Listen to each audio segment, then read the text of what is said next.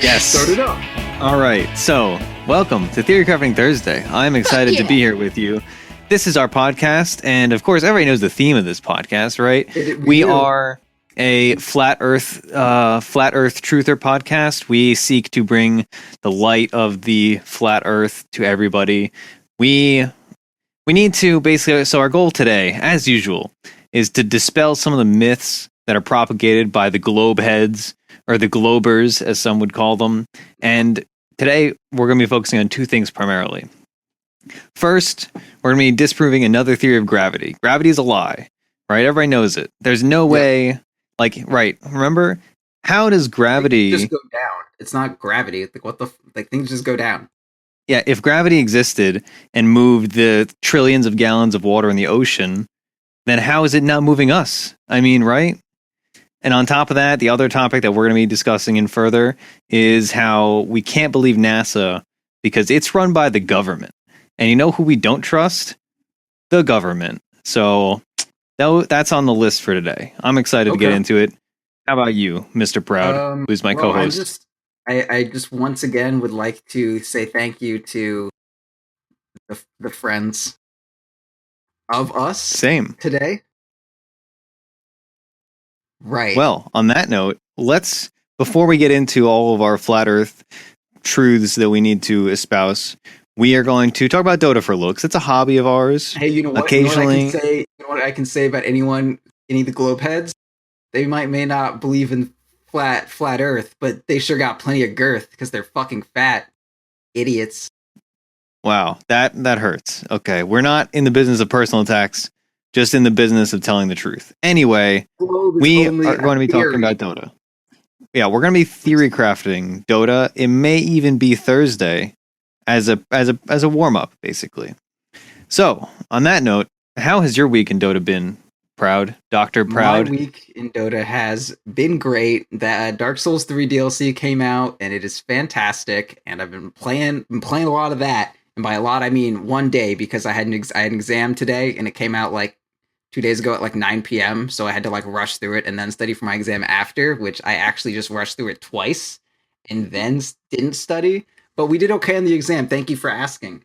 I'm happy. So yeah, Ashes I had faith in you. I didn't even need to ask. Thank you. Yeah, man, no spoilers or anything, but there is some kind of man, this was not you think you did it, but then I've never been so shit fucked in my entire life. They're just whoa, whoa. Oh my god. Oh my god. That dude, Dark Souls is beautiful, man. I'm excited for you. Thank you. I've been playing Dota... Civ, so yeah, I think we've both been playing not Dota in the last few days. It's great. Yeah, I mean, I've been so my thing with Dota is when I play it a lot, I get disinterested the more I play it, and then whenever I stop playing and I just look at videos or watch pro play or something, I'm just oh my god, I want to try all these things. I want to be all these people I'm seeing. Mm-hmm. So that's where I'm kind of at right now. I've just been watching a lot of D2 Bowie. He either goes by Dota D Bowie or D2 Bowie, but his videos are fucking incredible. Watching that guy dissect any pros play is oh my god, they're so fucking good. But just D2 Bowie on YouTube. Just Google either Dota D Bowie or D2 Bowie. Either want to work out. He's got a Twitter too. I highly recommend checking out those videos. I just look at any high level pro playing something I do and watching him dissect the play and damn man, I knew that I didn't use phase boots optimally before, but now I'm just oh my fucking god, I'm bad at phase boots compared to fucking 9K people. Yeah, I know somebody in Discord was talking about that before. They were saying what are your epiphany moments, and it is funny how every once in a while you just see something and you're wow, I really should have been doing X differently. And sometimes it's an easy change, other times it's a hard change, but it's nice to watch stuff like that and learn that.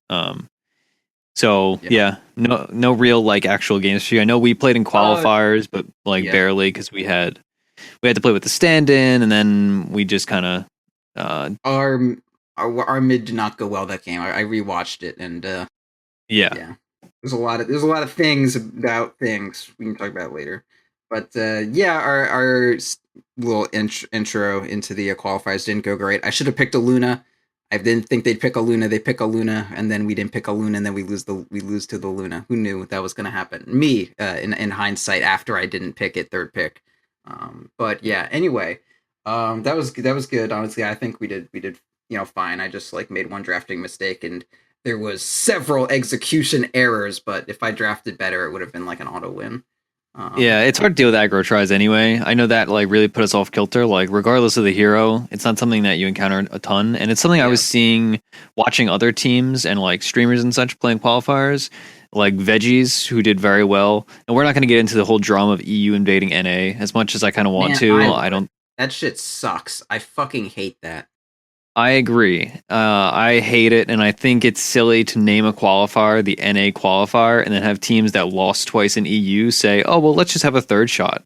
Because NA teams can't get that, right? Like, regardless of the argument of, like... Well, like the multiple chances is dumb, but, like, it shouldn't even get to that point. Like, the point of these qualifiers is to... It's not so that the best teams can go to the major. It's so that... I mean, like, yeah, it kind of is. NA team. Yeah, so that the best or like just to help grow the scene. Like C actually did well last major. Like C did fucking well. And you know why they did fucking well? Because they've been given opportunities. Like Fnatic has gone to almost every event and they weren't even fucking good for a long time.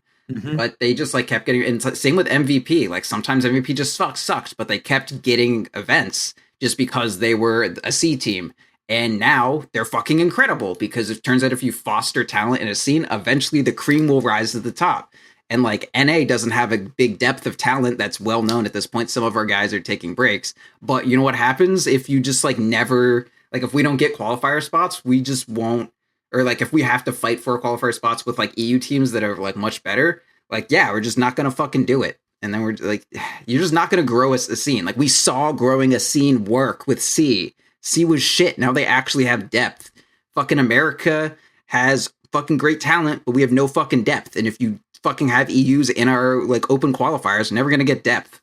Yep. Especially with like the death or at least stagnation of third-party tournaments means there's less things that's like an America's only tournament or an EU only tournament. So there's less avenues for you to, as like a 8K player or 7K player, say, oh, let's get together and stack and play in something. Like, so you have that venue for growth is not as large as it used to be. So I agree with you. I think like it'd be one thing if they said, all right, we're going to have open qualifiers on these 5 dates and just show up and play. That'd be completely different than saying this is the NA qualifier and this is the EU. And like, this is like, we have a different segment for today, but I'll give my little closing note on what's like fundamentally unfair about it is that since the EU qualifiers happened first, an EU team could lose the first EU qualifier, lose the second one, and then try their hand in the NA qualifiers, whereas an NA team does not have that option because of the timetable of how it worked. And also there were teams like Empire joined the NA qualifier, like if it started at 4:00, they joined the NA qualifier at like 3:56. So that like no teams like could follow them and take their example. They did it like right at the very end. And like, you know, it just seems silly to have an NA qualifier and like the top 4 teams are all EU, right? Like, I don't know. Yeah. But anyway, I think this is something that a lot of people feel passionate about on both sides. And we'll see how it shakes out. But regardless, I had fun in the qualifier. It is... If you think that the point of regions is to get the best teams to like, if you think that the point of all of this is to get the best, 16 teams at TI, you have not been paying any fucking attention. Yeah. It's easy to oversimplify the situation and say, oh, well, the best team should go. But there are much larger issues at stake than just saying, oh, well, the top 16 ELO teams should go, right? Like, that's why they don't just invite the top 16 ELO teams. Anyway. Qualifiers are fun. I know when we say this all the time, but it's nice to play with in different instances, but it's nice to play against people in qualifiers and tournaments and stuff of a different skill level than you. So for instance, last previous qualifier where we went farther, when we played against Perky Pepperonis, who are like a high 7K team, or like they're all like at least low 7Ks, at least at the time. I don't know what they are now. Like it shows a lot of your mistakes and it shows a lot of that kind of stuff. And you don't get that opportunity if you're just playing pub ranked games and stuff like that. So there's value to it, even if you get stomped. Like, it's a good experience. Granted, they're over now, so you're listening to this podcast and you can't do anything about that. But play next qualifier, maybe. But yeah, so that's my thoughts on the qualifier. It was fun, but we didn't do great. But I don't think it was disappointing. Yeah. All right. The fact that Veggies got to like the finals of one of them was like pretty inspirational, honestly. Because I mean, their MMR is not great. Like Merlini's like 6K. And they're always like their mid players always really good. Like CNNC or CCNC is like 7 some. And then like, Blitz has been 7K, but he's playing a role that he's super shitty at and completely limited. So like his effective MMR wasn't there. And then like, Purge isn't even 6K. I mean, he's good, but he's not. And like Cap is like low 6Ks. And like, I don't know. Seems possible. Seems like you could do it. Yeah, CCNC is actually, I really like his stream. He's not like super talkative or anything, but like just watching him play is very productive. Also, he just seems like a pretty cool guy after watching him play Mafia and stuff like that. He doesn't curse, just like you. Yeah, and also he streams a lot, like, because there are some streamers that are really good, but they don't stream often. He streams like, I don't want to just say something because I don't like follow him religiously, but it feels like he streams like every day, every other day at the very least, which is nice because, the best stream in the world doesn't really matter if they only stream once a month. All right. So for our segment this week, we're going to be talking about the value of comfort picking versus the value of counter picking a hero that you're not necessarily comfortable with. This is a topic that we've probably talked about peripherally. Maybe. Yeah. It's a very common topic for discussion when it comes to Dota, especially at middle tier MMRs, I feel, where people like, actually even using the Monday show host as a good example, for a long time on the podcast, like maybe a year ago, I'd say, they went like months where they would just play games using Counterpicker, like whatever the website's name is, dotacounterpicker.com or whatever. And it would always baffle me because it's like, well, I've never played Broodmother, but it says that I have a 7.5% higher win rate going off of their picks versus with my team's picks, et cetera, et cetera. So I know a lot of people do that kind of thing. And some people do it just as a guideline to say, like, oh, well, I only pick the hero if I know how to play it. But that's basically what we're talking about with counterpicking is even if you're not necessarily using a website, but seeing like, oh, hey, they picked Morphling and I want to have a hero with a silence. So I want to pick Disruptor. I've never played him before, but I think I can figure it out. Versus saying they're picking Morphling. I play tons and tons of Lich. Lich is decently good against Morphling. No, and I know I picked the wrong hero. But anyway, continuing with the random example. But then saying like, oh, this hero that I'm really good at that is not necessarily terrible against Morphling is going to deal with that just fine. So I'm just going to pick that, right? So the value of each. And I'm not sure if one could, I'm sure you could if you really worked at it, but we're not necessarily going to be espousing like pure numerical values, although I'm sure you could if you really congealed it down. But I don't know. Also, somebody else, now I think it was Dunzo Daggins, maybe. Somebody suggested this topic, so shout out to them. But yeah, so in general, what do you do? Do you prefer to comfort pick or counter pick? And I guess it obviously is going to be a bit of a spectrum, right? Like things aren't like the difference between my lone druid being a comfort pick is like that's very much like the most comfortable comfort pick that you can give me versus like Luna I'm very comfortable with, but not obviously I'm not quite as comfortable as a lone druid. Like I still call my Luna's solid, but it's never going to be as solid until I get like 600 more games on it as my lone druid is, right? So I think first you have to say, like, obviously it's a spectrum. You got to have that fucking asserted. But then when you're dealing with counter picks, like, there are some things that are definitely like 100% counters, like some heroes that really do demand counters, like Meepo.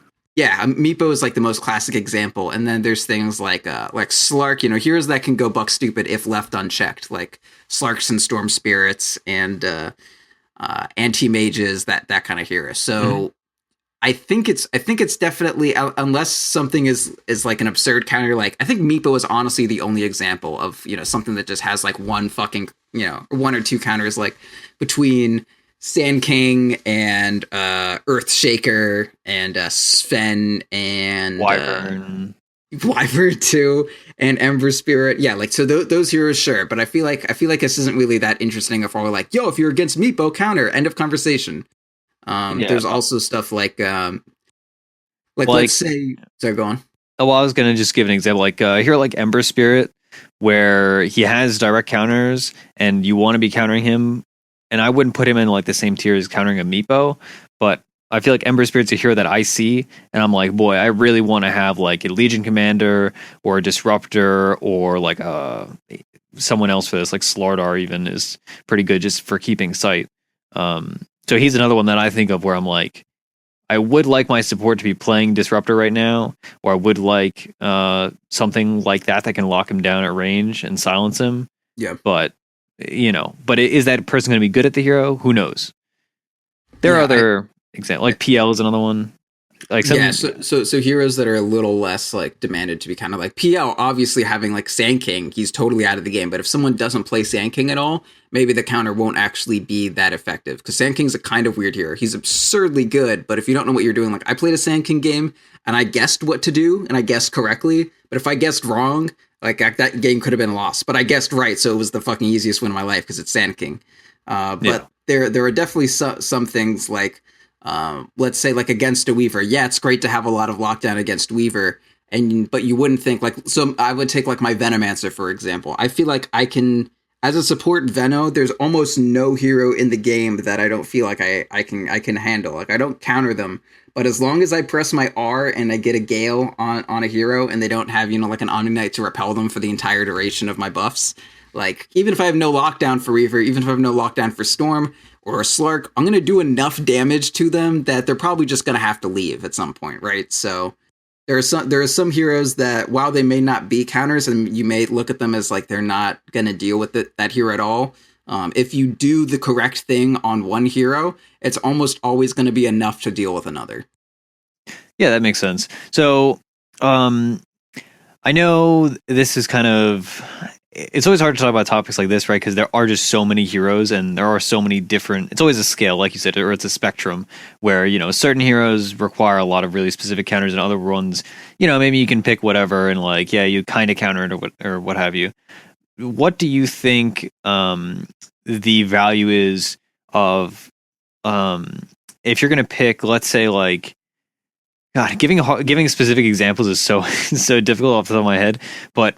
Let's say you have like support X and support Y, and support X is your comfort pick that's like decent, and then support Y is a counter that you're still fairly comfortable on, but it's not like a huge counter.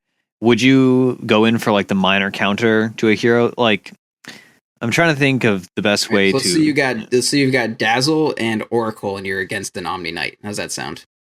Yeah, that's good. All right.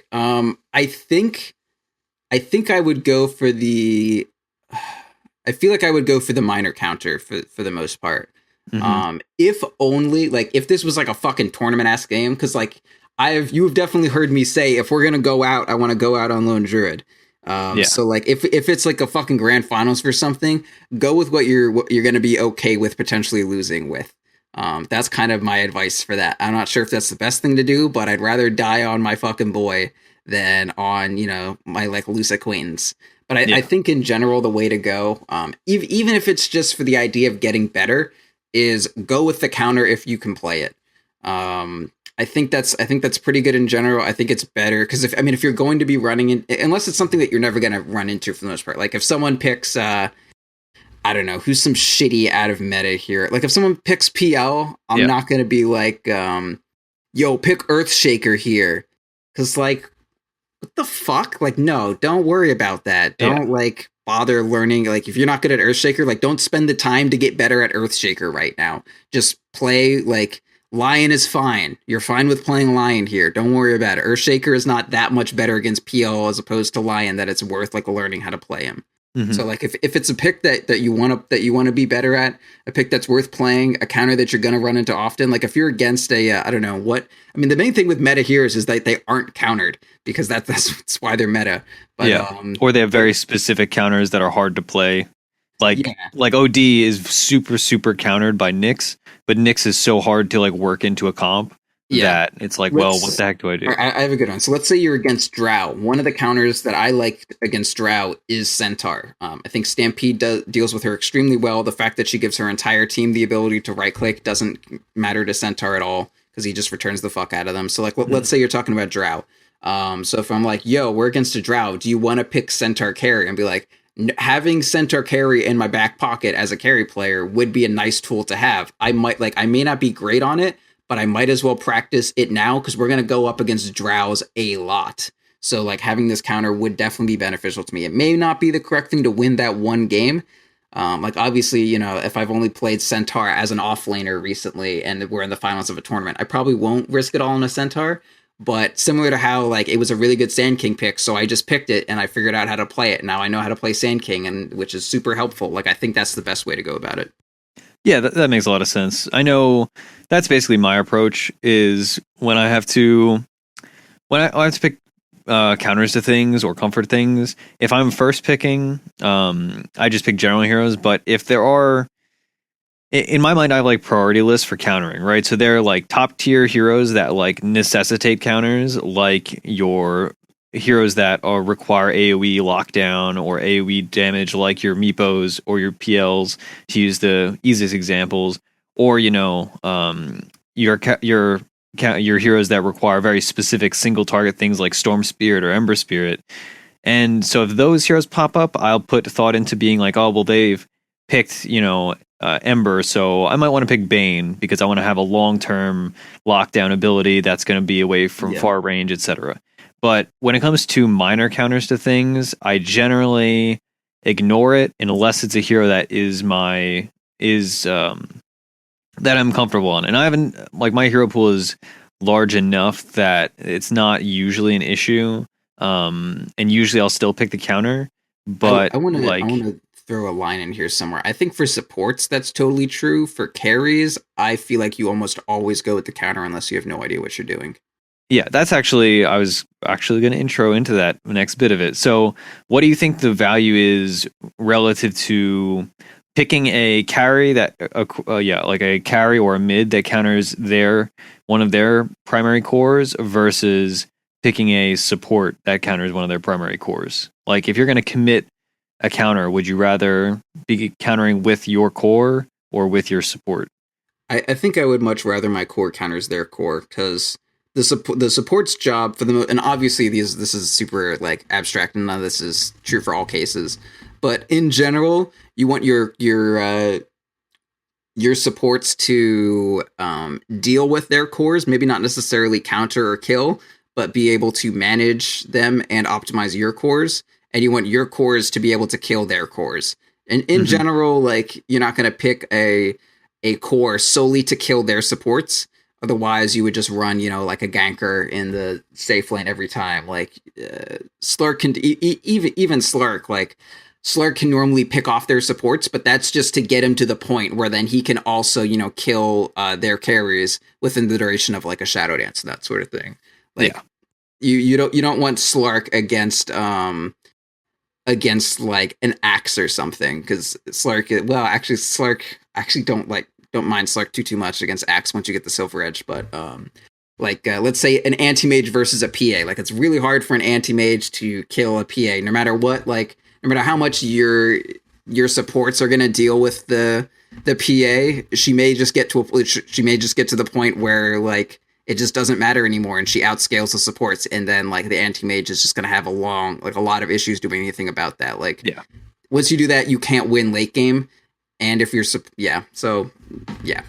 I agree with you. And also, I mean, another addendum to that is that if you are, let's say, using again one of the extreme examples of Meepo, if you have like 4 cores that don't deal with Meepo well, and then your one counter to him is Wyvern.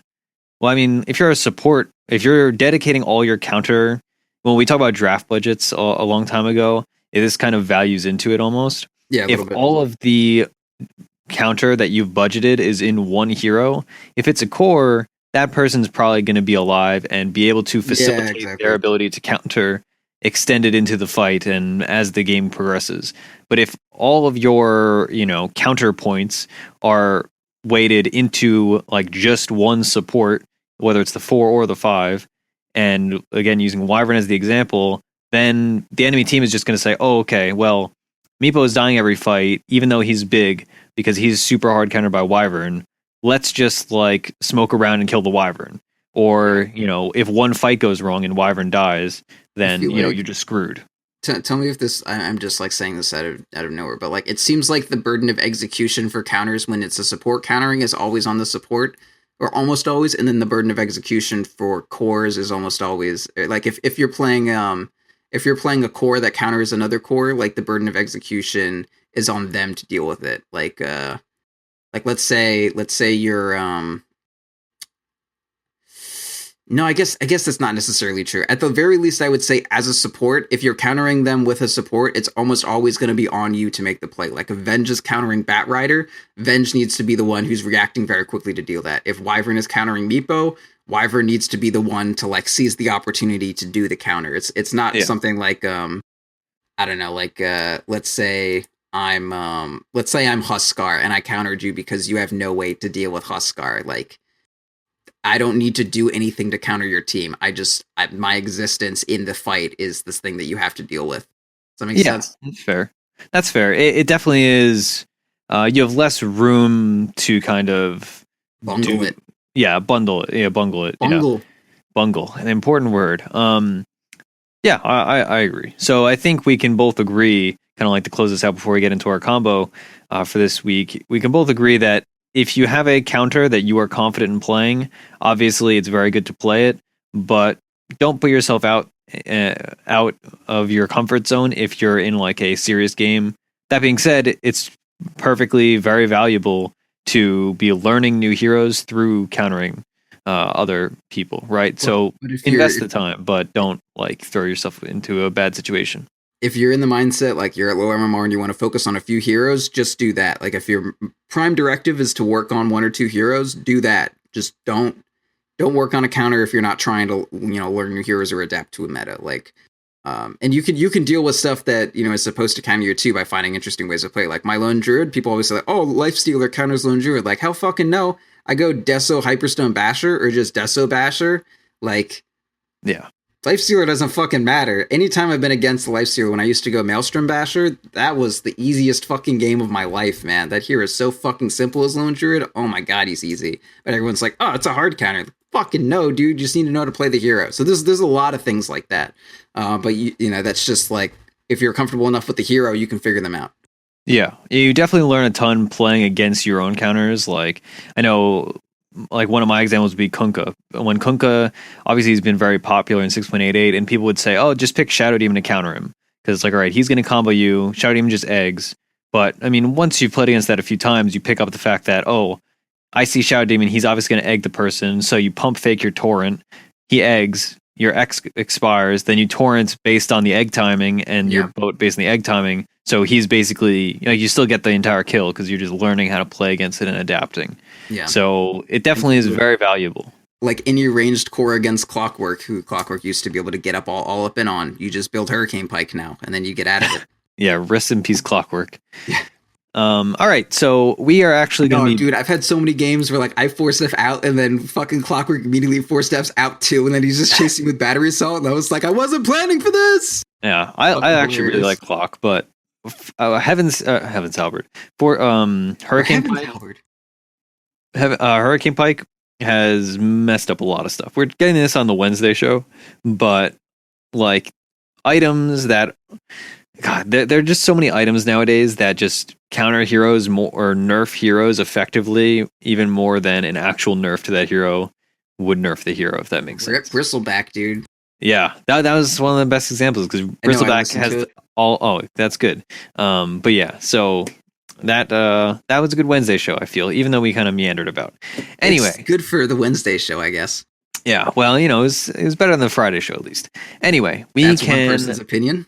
It is one person's opinion. We can get into our combo this week. Our combo this week is actually going to be a cheese strategy because I know we all love those, especially back a few months ago when the Monday show had their cheese strategy that they were running all the time that they've now recanted. But we haven't done one of these in a while. This is actually going to be a full 5-man team comp that we're going to be talking about.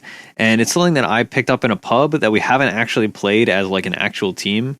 And I just played in like a casual unranked 5-stack. But I think conceptually it's fun. And we are supposed to have team practice tonight, but we're delaying it because we couldn't record the podcast till Wednesday night. So yeah, and so Sam's a piece of shit. Yeah, I had stuff to do too. All right, no, it works. You just. But we are going. I started watching The Walking Dead because of you. Well, not because of you, because of other people, but you included.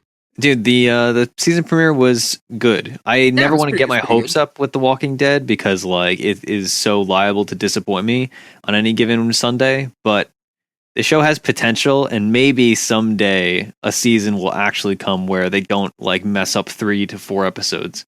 Yeah, Negan was good. I feel like 7 because I haven't watched since like midpoint of season 2 or something. But I feel like this was a good time to get back into it. Yeah, I will say some new shit going on. I don't know. I will say 2 things about The Walking Dead. If you dropped it before, you can skip around, just get a general gist. And season 7's a really good jumping in point because Negan. I've read most of the comics up to like the end of. Not up to current, but I've read a large majority of them. And the Negan storyline is the best storyline in all the Walking Dead comic. And Jeffrey Dean Morgan is perfect to play him. And also, you can just kind of read some plot summaries and figure it out yourself. Yeah. But the Walking Dead ahead on the wiki. I'm like, man. Yeah. But anyway, if you are looking to if you have any passing interest in the show, this is a great time to get back into it. And I had another point that I forgot about. Oh, also, Walking Dead has some really good podcasts that do reviews of it. And honestly, for a while, I was watching The Walking Dead solely to listen to the Bald Move podcast about The Walking Dead, even more so than like the actual show and the content, because their podcast is just really good. So I cannot recommend that more. They do have all the best TV podcasts. Baldmove.com. Highly recommend. Okay. Anyway. So our 5-man team comp this week is going to be a 2-1-2 comp, which I know is very popular in pubs, especially at like lower MMRs. And honestly, I love 2-1-2s. I think it's really safe and secure. But our 2-1-2 this week is going to be a Centaur Shadow Shaman safe lane, a Necrophos Undying off lane aggro duo, and then the mid. I played Invoker in this comp, but I won't be playing mid for this game, obviously. So I think really any pushing mid fits into this. You could play. Ideally, you want to play something that suits the push, but also scales into late game if your pushing strat fails. So I think your options would be something like, if you want to go super far into push, you could go like a Jakiro or a Viper. You could also maybe do a Razor in this. Dragon Knight was another one we spoke about. I think Dragon Knight has a lot of potential here. Death Prophet I could also see. But basically the idea is that you're just like, you're playing a team comp that is very strong in laning phase, and it enables you to pick a greedy mid, and it has a really strong like tempo aspect of it, where you have like level 4 Tombstone with Undying. You have a Necro ult coming up right around there too. So if you kill one person, they're going to be dead for a long time. You just like walk around, you take all their tier 1s. Your safe lane is just a duo lane. So Shadow Shaman can get a lot of XP, get ult early. And one thing that we were doing, we like double raxed at like 15 minutes or something last time I ran this. I've only run it once again. So maybe that was just a fluke. But what we would do is we would take the tier 1 with Tombstone, and then we would take the tier 2 with Shadow Shaman wards, and then we would just wait like 70 seconds or so, do that to the next lane, and then do it to the next lane, and then you just go take Roche because you have all these tanky heroes, and you have Tombstone protecting your ability to Roche with the high ground Tombstone, which honestly is one of the dumbest things in all of Dota. Yeah, dude, high ground Tombstone is like actually just fucking horseshit, and the fact that you can't even MKB your way through it because you still miss on like MKB doesn't affect your hit chance on towers and shit. Like, oh my god. Mm-hmm. So that's the basic idea. And also, we talked about Centaur on the patch notes review last week. We both like the hero. We both think he has potential. And this is good against Drow Shrats, which, despite her nerfs, she's still very popular. I still first pick her. Yeah. Even more than ever, honestly. And so this kind of strat, like these kind of run at you strats are really strong, I feel, in this current meta, if obviously you execute them properly, because there are so many greedy heroes that, while they can get online with just a few items, if you mess up their timing and you really get in their face, then you can, stymie their growth obviously, but you can really hurt them. And a lot of teams don't do well against aggro duos. And so if you have Morphling is a top tier pick right now, we see Morphling all the time despite the nerfs. And, Morphling is going to do so poorly against this strat, it's actually absurd. And unless it's unless something goes catastrophically wrong and he gets a triple kill while you're pushing or something and suddenly has farm, someone like a Morphling or an AM is going to not be able to deal with all the pressure, and you're just going to take over their jungle early. You're going to, take away all their ability to come back and, get farm off the map because you just have this constant pressure. So that's basically the idea behind this comp. And again, I've only played it once, so maybe this is all it's going to be super hard countered by some hero I haven't thought of. But these kind of Undying aggro push comps, I just really like. So that's my thoughts on it. What do you think about it? Who would you think of running mid? Well, I personally, Invoker I feel is the best mid to suit this if you play a double Forge Spirit Invoker. But I feel like Dragon Knight is maybe the second best mid in this. And I know that's something that you and Flub actually really like. It's kind of one of the issues with Dragon Knight is that he doesn't ever really get momentum early game. But our ults are enough to give him the momentum that he ordinarily wouldn't have. I don't know. We were against that offlane Dragon Knight that one time, and he got shit on, but their team was able to be strong enough that the Dragon Knight was still a Dragon Knight regardless of how much he was shit on. He still was 6, and he was still tanky, and nothing else really mattered. And he was still the push was still real. No matter how much you shit on the Dragon Knight, no matter how much he gave up, it was still a binary fact that we couldn't deal with that push. Yeah. So I feel like Dragon Knight can kind of work here. Yeah, I mean, there's something you said, and there's something you said about the just pick a tanky hero strat. Honestly, it's really hard to go wrong if you're just not dying. And it sounds super oversimplified, but there's so much value in just having heroes that are hard to kill. Because in that mid game where, people are just fighting and you're not super heavy in on items on either team, having an Ogre Magi and a Dragon Knight pushing down your towers, they may push slower than let's say a Death Prophet and a, whatever support, but they're not necessarily, but getting them off of your tower is so much harder because just naturally the way tanky heroes are, they can take over that mid game. And again, it sounds oversimplified, but honestly, there have been entire patches before where the metagame has basically just been pick 5 tanky heroes and then they have to deal with you. And was one of the big reasons why Pudge is so strong as a 4 or Kunkka is so strong as a 4. It's they're just tanky. If you have a Shadow Demon on your team, it's all right, well, you could just kill him because he's going to have 900 health at 20 minutes. But if you have a Kunkka, it's all right, well, even if he has no items, he's going to have 1300 health. So Slark can't Shadow Blade up and kill your Kunkka. Slark will do that, and then Kunkka will torn under his feet and be like, so what are you going to do, buddy? And then he has to be I guess I'll just leave. There goes my Shadow Dance. Yeah. So to get back to this comp, one of the things that I always kind of have always have an issue with in other push comps is if you're saying I'm going to run a push comp, but then only one of your abilities is very all in on taking a push, and if that doesn't go well, then you just lose the entire push. So if this push comp, let's say, revolved entirely around Tombstone, and they have one hero that's good against Tombstone, like Gyrocopter, or a long range hero that builds a Dragonlance, like a Sniper, or even a Drow to some extent, or support Lina, then if your whole push comp is ruined because they just killed your Tombstone, then it's not a very good push comp, in my opinion.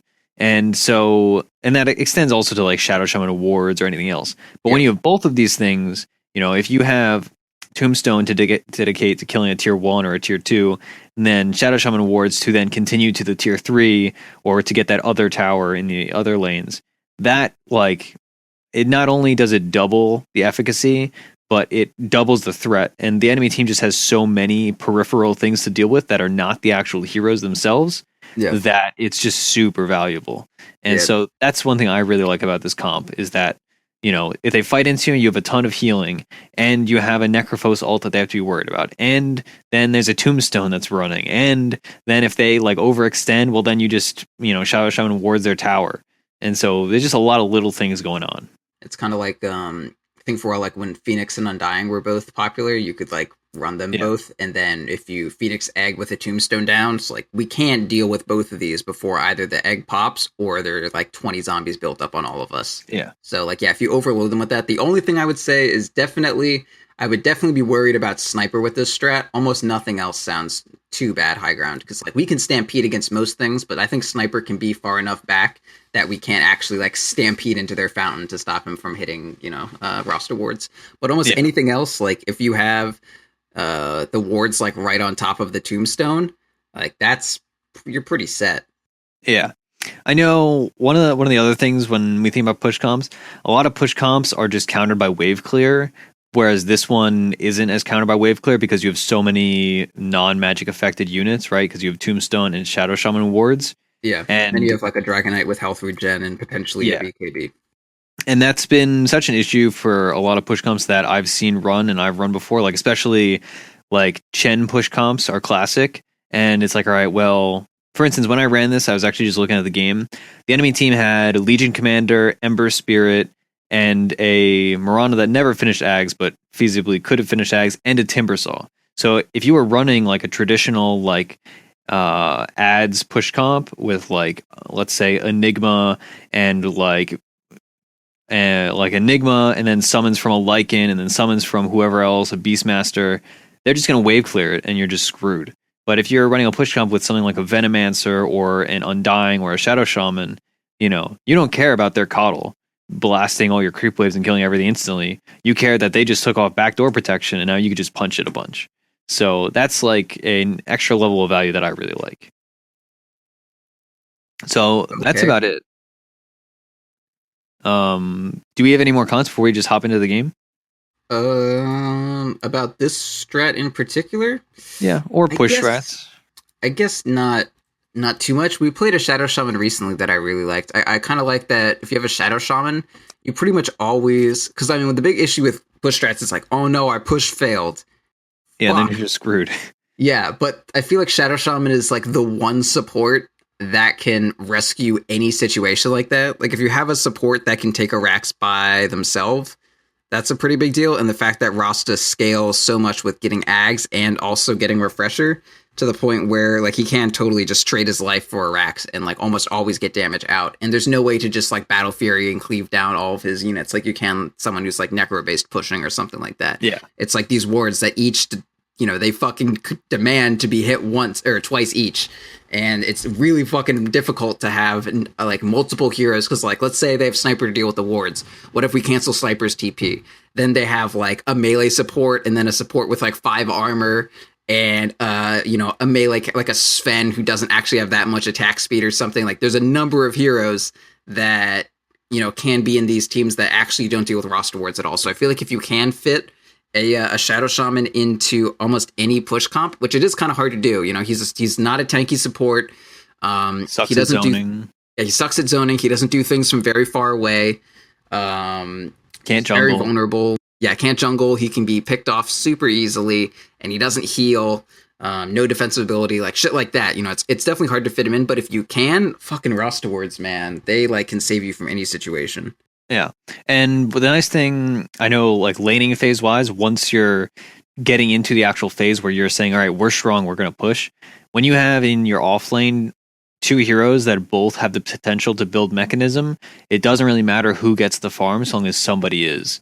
So with the Undying Necrophos off lane, if you're running both these heroes and let's just say Undying takes a couple bad fights and dies, Necrophos gets kills though, or at least lives even, he can then say, all right, I'll build the mech. But if the opposite happens, then Undying can buy the mech. And here's what you do. Undying or Necro always gets the mech. I'm so obsessed with this shit, by the way. Necro always gets the mech. Undying just goes mana boots, earn Ags. Fucking unstoppable. Yeah. Get that early Ags on Undying, man. Fucking steal like 20 strength while you're high grounding. If you steal fucking 10 strength from someone at like 22 minutes on your support Undying, the game is over. You fucking won. Yeah, I agree with you too, but it is like the difference between 4,200 gold and 2,300 gold is. Well, the Necro's got he's gonna get the Necro's gonna get the mech and then other shit too. Yeah, what we did when I played this, the Necro went Veil early, which is nice just because we were fighting a bunch. Yeah, that's a good item. I like that. And like Veil has the great build up where it's like, all right, I buy all these cheap items and I get something super. He bought it 12 minutes or had it finished at 12 minutes. Talisman, the fucking hat for the armor. It's good. And if you're in lane with double null, like what support is going to trade with a double null talisman Necro? And not like even if Undying doesn't exist, even if you're playing 4v5, like Necrophos is a pretty garbage on offlaner in most situations. But if you have him propelled to like get the first few levels safely in a dual lane, and then suddenly he has like boots and a windlace and 2 null talismans, like how do you deal with that? He gets away with it and is able to capitalize off any capital that he has. Like he's able to turn his fucking revenue into some real goddamn impact, and he gets away with his shit. Like, he can be good, but never offlane Necro, please. For fuck's sake, get out of my fucking pubs, you offlane Necro, fucking idiots. That's always the issue with Necrophos. I know we've definitely said this on the show before, but there are certain heroes that are good heroes. In like if you don't consider how to lane them and how to get them out of laning phase, certain heroes are really great. Like Ricky had this problem for a long time. It's like, all right, support Ricky's really good, but we can't lane him anywhere. But this was back before he was like buffed into being a successful 4. But Necrophos is like maybe the epitome of this issue, where it's like, all right, Necrophos is good to have on a team, and having a Necrophos at 60 minutes is godly. But having a Necrophos in your laning phase is like, what the heck do we do? So this is a way that you can work a Necro into a laning situation that's actually viable. In addition to our previously played Spectre Necro defensive dual lane, which is fucking awesome still. I love that. Yeah, and it really is. Necro is like one of these heroes, and Undying is similar, where like they excel in these aggro lanes and they suck everywhere else. like some people play Necro mid, and like sometimes it works, but it's very like, all right, do you snowball and get those like key ults off? But like, what if you don't and then you just lose anyway? Well, so we'll see how it works. And again, we'll be playing with this. We'll be playing with this with the full Hakuna Mirana team, I do believe. So you can watch that and get our full comms on our YouTube channel, youtube.com/.ptv1. I believe I will be playing either Undying or Shadow Shaman, and I assume Proud will be playing Centaur. Centaur actually in the previous game was played by Grouty. So if Grouty made it work, I'm sure you can make it work, buddy. Yeah, Grouty's, well... I'm just kidding. I love Grouty. He was very funny in houses. It was a good time. Anyway, let's hop into it, shall we?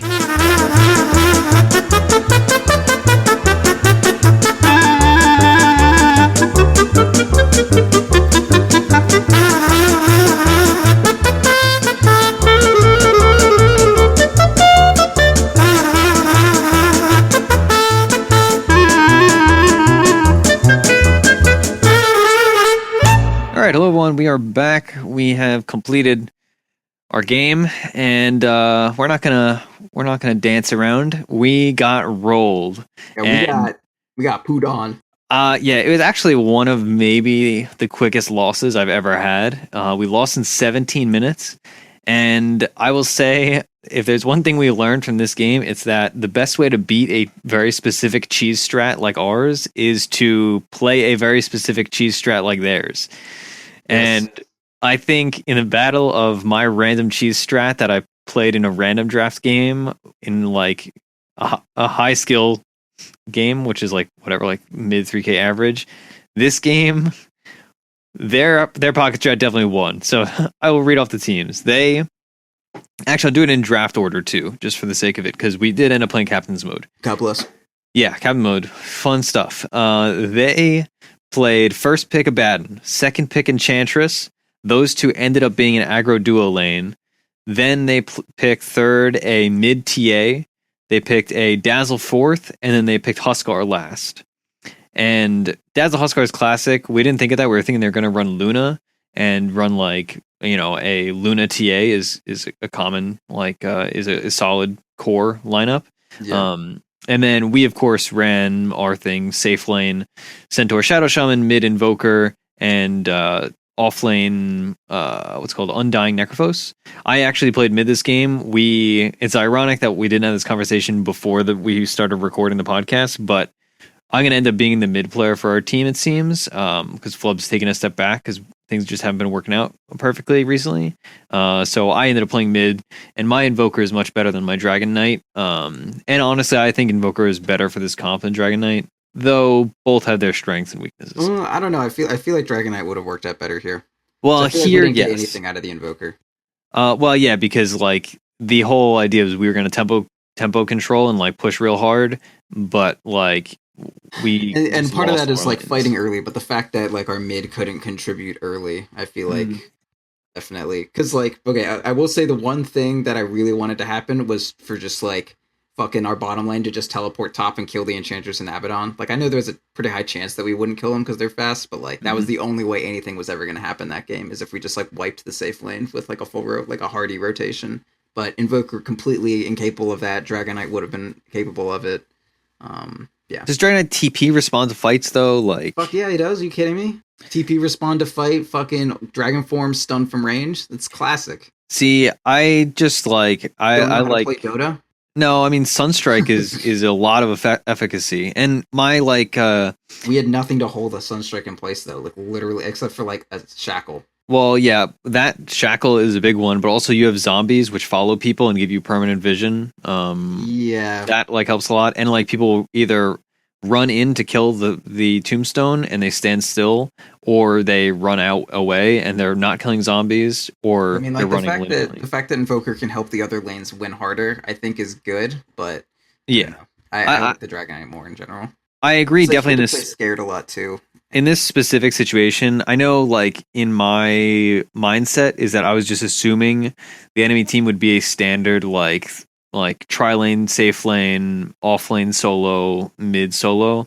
And the off-lane duo lane definitely brings up the issue where even though you were playing Centaur, who is a pretty solid, like, safe laner as far as, like... I managed it pretty decently. It was just... Yeah.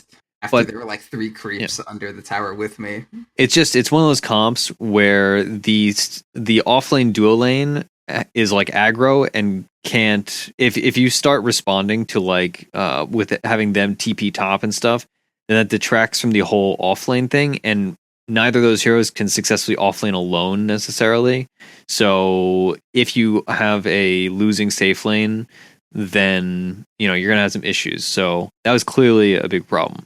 But I think honestly, it was less of I think excuse me, I think it was just a really cool comp from them, honestly. Like when it comes to cheese strats, like their strat was really cool. So basically what they did was they ran Enchantress and Abaddon in this aggro duo lane, and actually I mean you were fighting against it, you can explain. Yeah, they ran Enchantress and Abaddon in aggro duo lane, and then they did that. There wasn't really a lot to it. No, but there is like there is a lot to it in how those two heroes work together, right? It's not like they just do independent things. Yeah, I mean, Abaddon. I mean, they're both fast, so the fact that Shadow Shaman was slow meant that they just fucking killed him. They both have like a small slow, but together, it turns into some real shit, so they can just run anyone down. Yeah. And slows are better in the early game than stuns in a lot of cases. Right. And then the fact that you can, like, Enchantress is a hero that you always just barely kill, and Abaddon makes it so, I mean, gives them enough of a health buffer that, like, any attempt to go on the Enchantress, like, you're never actually going to have enough nuke damage to get through that, which is, like, she's not a great off-laner, because in general, now most people have enough like nuke damage to deal with her, or there are enough heroes that can counter her, shit like that. And that's why I thought we'd be fine against it, because like I'm fucking Centaur, like I got plenty of nuke damage, dude. You're like, you try to harass me with your right clicks, you're fucking dead. But that didn't come into play because Abaddon was there running me down too, so I couldn't man up on it. Yeah. Well, the thing that I was noticing about that combo of heroes was just the efficacy of having Abaddon, who's pretty tanky, Enchantress, who's tanky in her own way, and then the tankiness of their creeps they had. Granted, they got lucky and had a like minute 0 troll spawn, which is like the best spawn you can get in the early game, and so they had like so many different things that needed to be addressed. Kind of like we were talking about our comp, is that like if it works out, you have the Tombstone, which needs to be addressed. You have Shadow Shaman wards that need to address. They had that in like at minute 0, right? Is like you can deal with Abaddon or you can deal with Enchantress creeps, but if you try to deal with both, you're just like screwed. And having shield on creeps that naturally don't care about walking into tower and like tanking damage, exploding the thing, and then punching you, like that was really cool to me. Yeah. And then as it, go on. What you're saying is probably important. Well, and then like as it goes, like they take your tier 1, they take your tier 2, and then these heroes naturally build these really cheap items that are like aura based. So Abaddon went Orb of Venom, Phase Boots, Vladimir drums, not Vladimir's drums. That would be a weird item. And that's like you combine the two of them for like 700 gold. And you get Vladimir's drums, just like Vlad's with the drum war. Sounds solid. That would be sick. That item would be so good. Honestly. So they build these snowball items, and it was really cool, honestly. And then like their safe lane and their mid were basically the same. I did not have a great time mid. The TA matchup is like, obviously I have not been playing mid for our team, so I need to like a great matchup for you. Yeah, it's a bad matchup for Invoker, but it's like it's one of those where TA just in general is one of those heroes where she can take a mediocre matchup, and if the TA player is just really good at hitting side blades, they will like take a mediocre matchup and make it a winning one. And she was really good. She did a 2-point side blades build because one of the things on TA, who I haven't been playing recently, but now that I'm playing mid, I guess I should get back into it because she's really good. But one of the things with her builds is depending on if you are taking incremental harass or not, you can afford to go double side blades. And obviously in the Invoker matchup, I'm not doing lots of little incremental damage to her in the early game. So in laning phase, she was able to go side blades, refraction, refraction. And that really maximizes her ability to harass you in lane. And she kept me on Quas a lot of the time, or I was just low. So it was a rough matchup. And I just got outplayed, being perfectly honest. Like he was just really good. Yeah. So it was cool, honestly. That was how mid felt. I know our offlane also didn't go great because like it was a matchup where they were trading, but like we needed them to win real hard. And like, they got a couple kills on Huskar, but he was tanky enough and Dazzle obviously was healing enough. And then they had other heroes that were able to rotate into their lanes early because they won the offlane so hard. Yeah. So that didn't go quite as planned. And then once the game really kicks off, like our team is not a team that does well on the defensive, obviously, right? We're a very aggressive team that's like very tempo control. And obviously, clearly that was not the case for our team. So that's basically how I felt about the game. Like, honestly, items don't even matter because we didn't get them. You're not wrong about that conclusion. Yeah, I went like the typical Wraith Band, brown boots, finished Aki, went drums, and that's it. Like, because normally I would like build drums and then either finish Aki and then go Midas, or I would just go, or I would not even finish the Aki, go Midas, and then go back for finished Aki drums, depending on like how free I am to farm. But obviously that was not the case. We had to actually fight. And their team also incredibly strong Roche team between like Enchantress, TA, and Huskar. It was and like Huskar got his armlet at 9 minutes, even though the lane was super pressured because of all that extra tower gold they got from pushing top lane. And then top lane just fucking, because I mean like Abaddon plus like Abaddon's buff works on creeps, so that includes Enchantress and her creeps. So it's just like the two of them fucking. Real strong stuff, buddy. Real strong. And like TA is naturally really strong at pushing mid tower just because, you pop refraction, you hit it a few times, and that's like hundreds of damage each time. It's very incremental. And she was so good with the side blades that I was just like constantly like under tower, so she could get that off regularly. And definitely one of the I mean they definitely exposed the weaknesses of our comp in that, like, since we're so the success of this comp that we ran is so predicated on being ahead and pressuring their lanes and them having to react to you that we weren't really able to react to them. I think that's how I would sum it up in like one sentence. Yeah, honestly. I feel like the Shadow Shaman like is pretty worthless, honestly. Like outside of the individual performance, whatever. Just like what offlaner is that going to do well against? Can you name one? Darkseer. No. I feel like Darkseer is actually good against Centaur.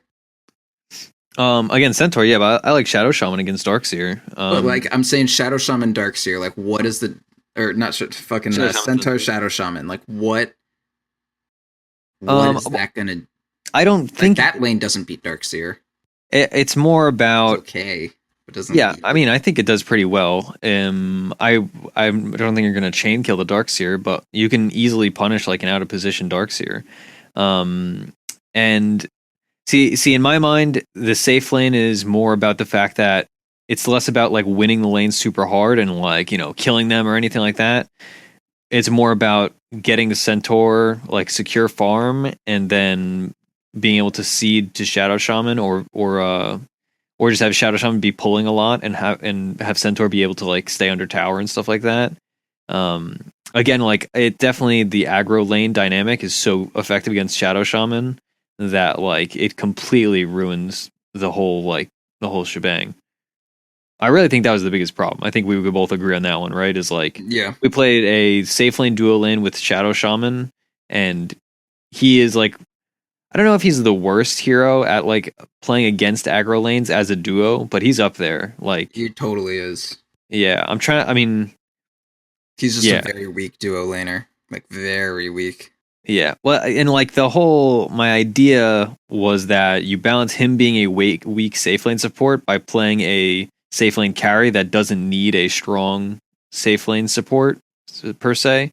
But like their duo lane was just so run at you, like balls to the wall. Having a like 285 move speed or whatever he is, Shadow Shaman is like. I'm so glad I wasn't playing that hero, honestly. Yeah, because that just seems like the most miserable time. Faf came at them from the side shop, and like the second I saw that positioning, I was like, "You're fucking dead, dude." There's no way you're walking back to the tower from the fucking side shop, man. That's just not gonna happen. And even if you're under tower, it's like this team is just like they're just gonna dive. Like what do they care about tower damage? Like they have a troll and they have more creeps to run at you, and like it's brutal. So it's definitely a good example of why Shadow Shaman's not popular in the metagame. That's kind of my thoughts on it, honestly. I'm just like I just admire how great their draft was. Yeah, and theirs was pretty cool, honestly. I definitely like. I noticed that you very specifically were happy about the way that they worked all those ores in, and like they had like the drums and the Vlads and the Deso and AC. Like, yeah. Sorry to interrupt you. What's his name? TA had 725 GPM at 16 minutes. He had Phase, Bottle, Magic Wand, Deso, and an AC. So that's finished AC. Yeah, finished AC at 16 minutes. I thought it was going to be like a Hyperstone, and I was like, well, he actually probably would just go for a Moon Shard there, but no, he's just like, let's just have an AC. I think that sounds good. Yeah, it's one of those things where like he was doing well in lane. Let me check the farm. Like he was definitely wrecking me, but it wasn't like super one-sided. It was actually super one-sided. That's a lie. He had 75 last hits at 10 minutes. Jesus Christ. But that's either way, honestly, you got your shit wrecked. Are you sure you're a mid player now? I'm definitely not. I didn't even know I was a mid player going into this game, but like he freaking manhandled me. That's not a joke. TA is also like his most played hero, but just for the record, he is a mid player exclusively.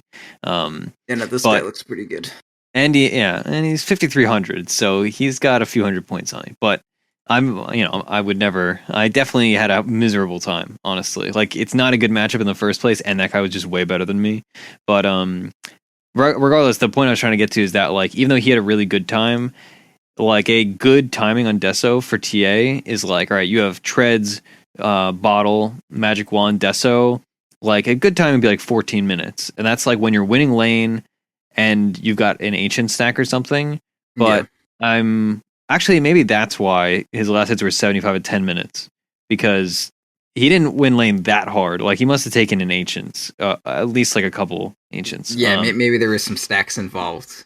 Either way, that's neither here nor there. But even if he didn't get an Ancient stack, let's say, because he wasn't... Actually, yeah, he was out of lane for like a solid minute there. So he must have gotten like a rune and taken an Ancient stack.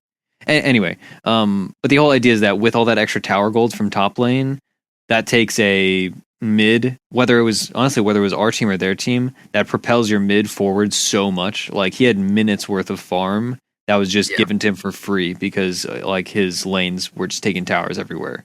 So and that follows like our idea of getting the Undying, the like ag super early. Mm-hmm. I mean, yeah, honestly, like when you compare the ideas of each comp, they're very, very similar. It's just that their comp dual lane is a lot safer and their aggro lane deals with a lot more situations. Yeah, and like both teams scale into the like late game too. So if you were playing either of these drafts, it's not like their draft is just stronger in the early game. It's like, no, their draft is strong in the early game, and then it continues to transition well into like the mid and late game. Like even if both teams were tied, right? Like just the heroes themselves are so on their team are like just so well suited to just fighting a lot. It was really interesting, honestly. So, like, if you've learned anything from this episode, it's that play their draft, not ours. Yeah. That's what I've learned. So yeah, that's about it. This was a reckoning because I've not been playing mid, obviously, because I didn't realize I was actually going to be playing mid. I thought Flub was just like saying that after we had a bad time at in qualifiers, and now I need to like actually focus and relearn mid, because I've been a support player for like, I don't know, like a year now, maybe. Like, there's a cyphers for Ursi and Flub saying good luck. Just like looking at the way you play, like you'd think it hasn't been that long. Yeah. Well, I mean, but also I've played Dota for a long time, so you just kind of like that. Also, I've rotated through the positions, but also, actually, the role I played on a team before playing support was one. I played hard carry on the first iteration of me and Flub's team. So, like, that was even worse, honestly. That's where I got all those bad habits. Also, that team, but yeah. So that's what I've learned from this game. Honestly, it's that. Every cheese strat is conquered by a different cheese strat, because boy, theirs was effective. Yeah, there's always a bigger fish, that kind of shit. Yeah, that's for sure. So I think we all learned something and grew as people here. Yeah, in conclusion, Abaddon Enchantress aggro duel with a fucking infallible duo safe like a Dazzle Huskar, pretty fucking good. Yeah. And like, even if we had banned Huskars, even if we said like they picked Dazzle just to be safe, let's ban Huskar, they still could have just picked like a safe laner that is similarly, obviously nobody does exactly what Huskar does, but they could have picked something else that's like relatively self-sufficient, or they could have even like sacked the safe lane and like played some hero that is able to jungle early, and then like just aggro tried with like Dazzle, Abaddon, and Enchantress. Oh, actually, think about the Dazzle. One thing that he did that was really cool, that really set me off to a terrible start, and I think he did it for top lane too, actually, is he started Poison Touch level 1, which I like doing, but instead of just like being in the safe lane and doing what like you'd regularly do on Dazzle, he did like a full loop around the map, and he put a Poison Touch on and harassed our Shadow Shaman a bit when he was trying to block the hard camp. And then he just walked over to mid lane, chased me like till the point where I was under my tower. He was not.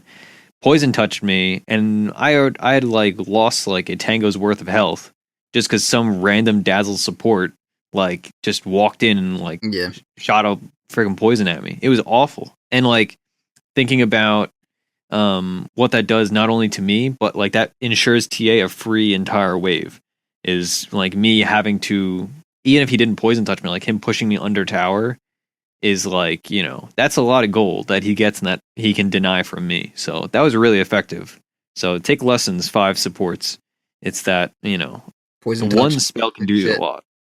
Well, just like when you play Skywrath, it's like, yeah, you throw 2 bolts at somebody at level 1. It's like, yeah, obviously you're not going to kill them. But doing that to a mid, especially, like I bought my own tangos, but especially if I had pooled tangos, that would have been way worse. Like you get like 2 harasses on somebody. That's their first tango. Your mid is a TA. He's naturally, even if it's not a really good TA, like he's naturally going to be hitting you with side blades a whole bunch. And then, you're going to take so much damage that you just can't possibly regen it, even with Quas. So like, yeah, and that's like the whole dynamic of like why you buy salve, because it's not really a question of what's going to heal you most efficiently. It's just like if you I stay in lane?